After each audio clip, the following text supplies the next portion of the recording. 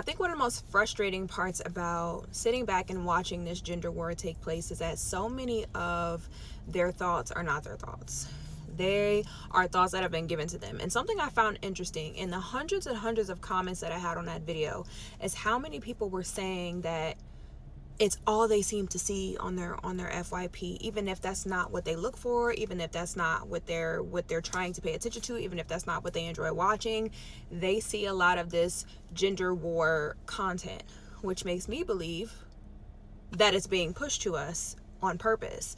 And I think about a lot of the talking points that I hear, those are not original talking points. A lot of that has been slow drip to us through our media, through what we watch, through our movies, different methods of programming to further cause that divide, that divide and conquer mentality. Because if you think about it, especially within my community, well, if I can keep them not liking each other, I can keep them from forming strong marriages, which means I can keep them from forming a strong foundation. I can keep them from raising strong masculine leaders in their sons, and I can keep them from raising strong, nurturing, loving women. I can keep them divided. I can keep them from forming strong citizens, essentially, to where now everyone is so much easier controlled. We throw this at them, they go to war at themselves, they're not actually paying attention to anything that's happening outside of them. And it's so frustrating at how well they've done it.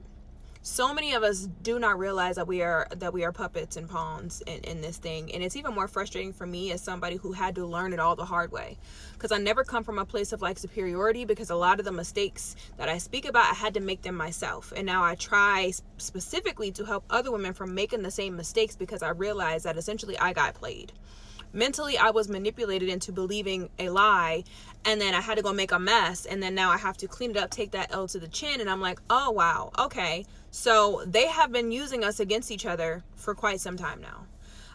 And I think that's what's most frustrating, is that if we actually start to think for ourselves again and pay attention to what's actually happening and have real conversations out in the real world, we will realize that a lot of men and women really just want the same things.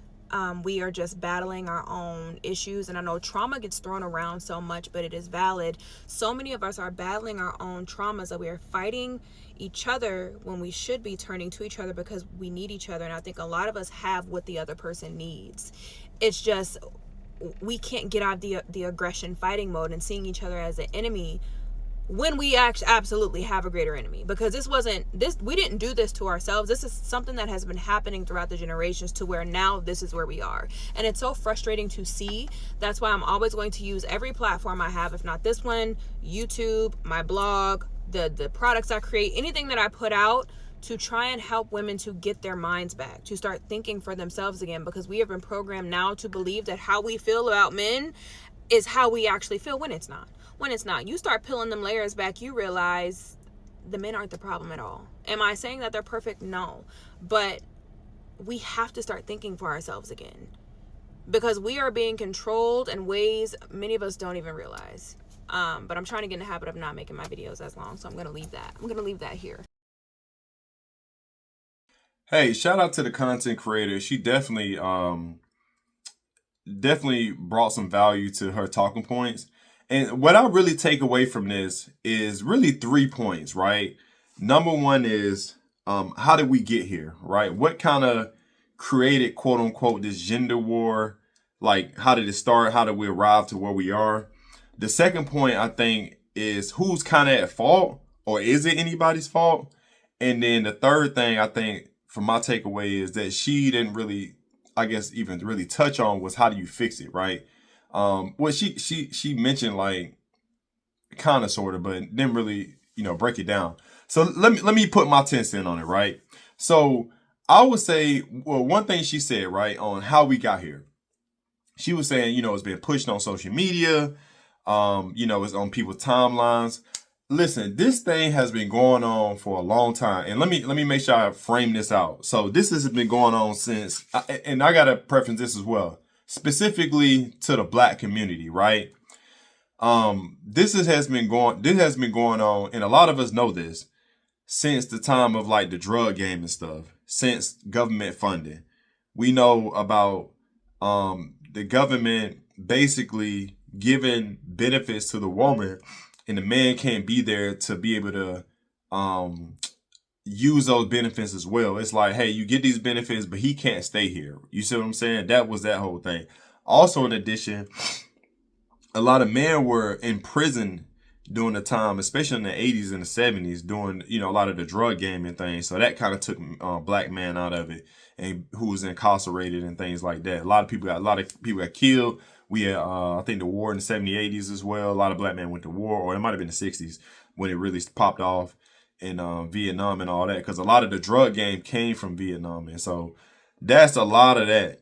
So as far as like the black man being kind of misplaced or displaced outside of the home, right? And so fast forward, again, that's kind of like my viewpoint in the beginning, and I could be missing some parts as well, but I definitely know that's a good piece of it.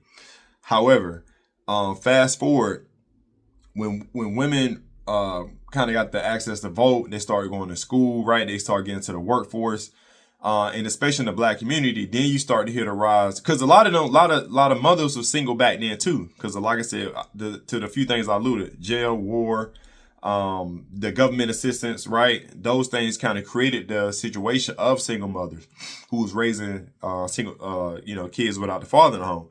So the conversation kind of turned to, you have to be a strong woman, go get your degree, don't depend on a man. And again, I don't know if it was strictly like intentionally telling them not to depend on a man because, we hate men. I think it might have been a situation of, hey, these men are incarcerated, we can't depend on them, or hey, they died in war, hey, they're in the drug game. We know whatever case may be, we got the government because for whatever reason, no jobs. It's a lot of different moving parts to it, right? And I would say that that created the narrative in the household of mothers speaking to daughters about, hey, go to school, get your degree, don't depend on a man, be a strong and independent woman, right? That was the kind of the conversation in the house. Again, all this before social media. This was just in neighborhoods and community, these conversations. You see what I'm saying? Then fast forward a little bit more, as those girls who had those conversations with their moms early on grew up, then you start getting in a little bit of, I wouldn't even call it social media, but just media, when you start getting the rap songs, right, in our community. The Beyonce, Independent Woman, Webby, INDEP, right, Independent, Neo, Miss Independent, you see what I'm saying? So it was so many things definitely pushed to promote independent women, which again, we want our women strong, but they also, remember, they was raised to say, hey, we don't need men while we become independent. You see what I'm saying? So, and again, now, even fast forward now, quote unquote, the gender war, this has already been snowballing and domino effect into where we are now. It's just everything has exploded. Everything's bubbled to the top.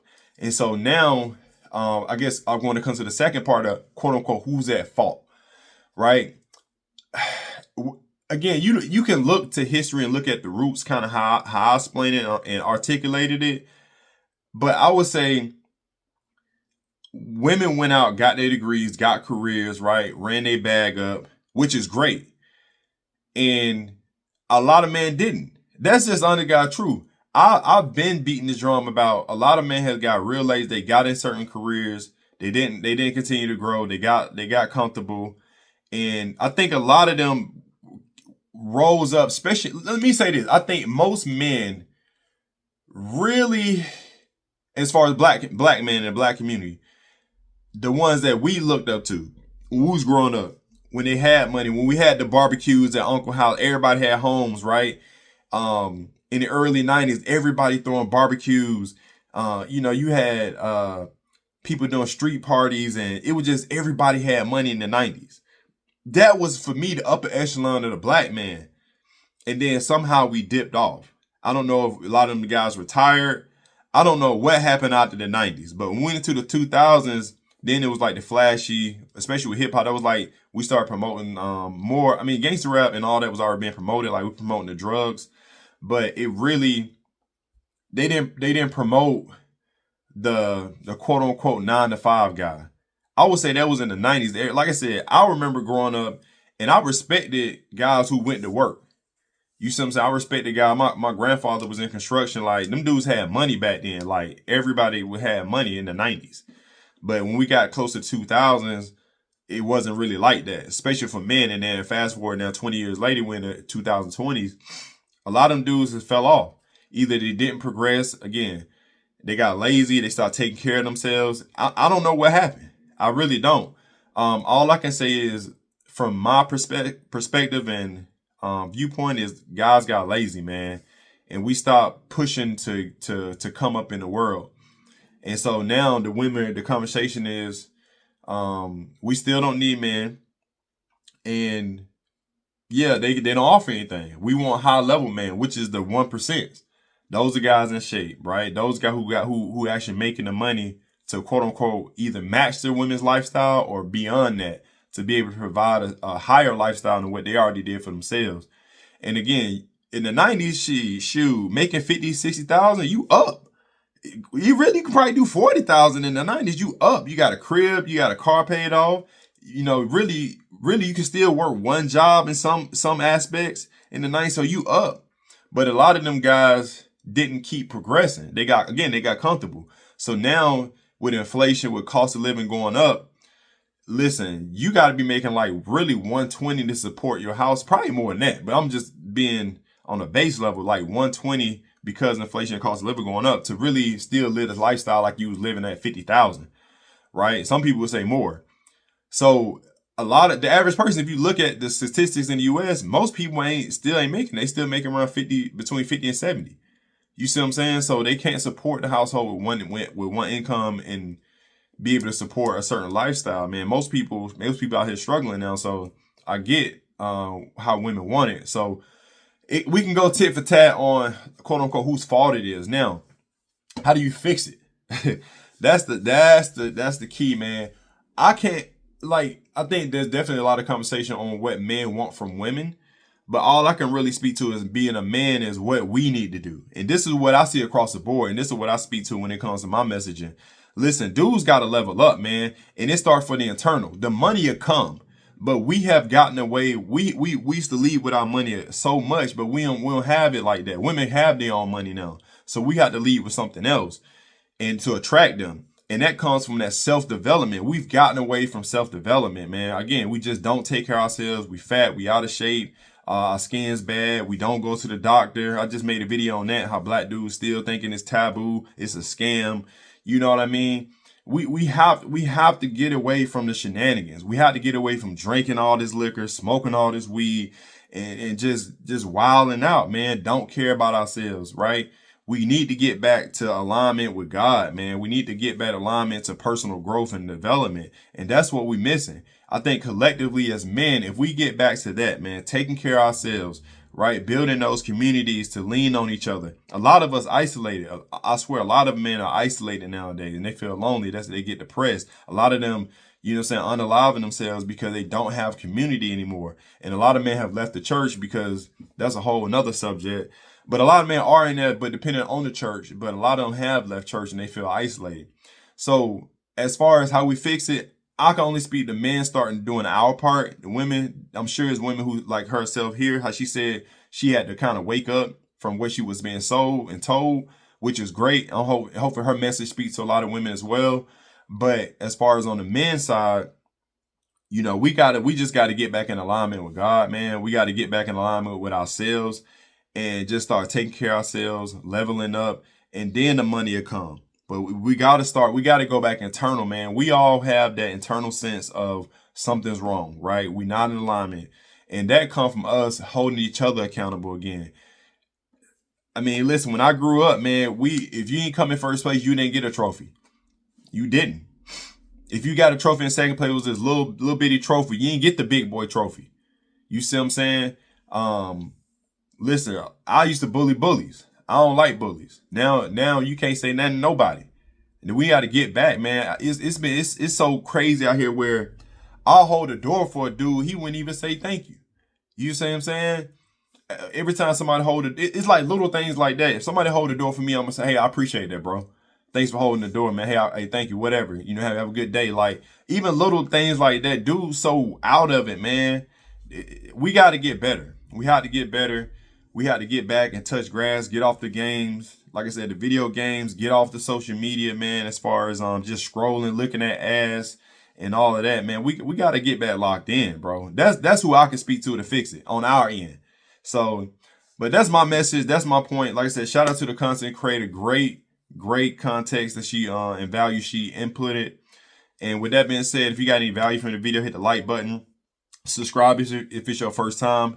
If you need to share this video out to somebody who need to hear this message, maybe another man, another woman, go and share it out. And with that being said, I appreciate y'all. Much love. Peace.